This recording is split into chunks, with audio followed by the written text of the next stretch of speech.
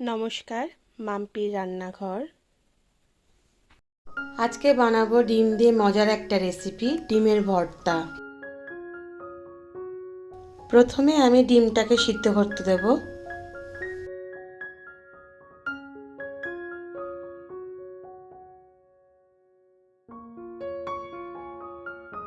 ডিমটা সিদ্ধ হয়ে গেছে।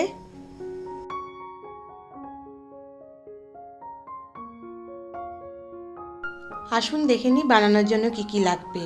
এখানে দুটো ডিম সিদ্ধ নিয়েছি, পেঁয়াজ নিয়েছি, কাঁচা লঙ্কা নিয়েছি, নুন নিয়েছি।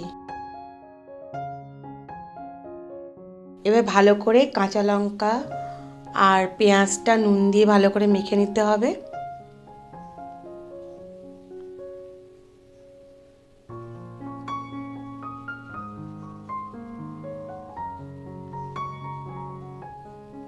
মাখা হয়ে গেছে, এবার আমি সর্ষের তেল দিয়ে দিলাম।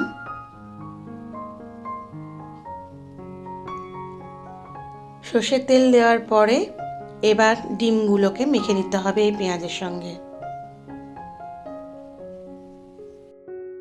এইভাবে ডিমগুলোকে মেখে নিতে হবে।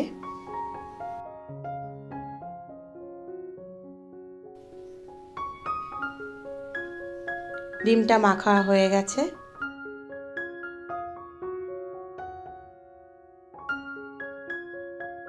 হয়ে গেল সহজ মজাদার একটা রেসিপি, ডিমের ভর্তা।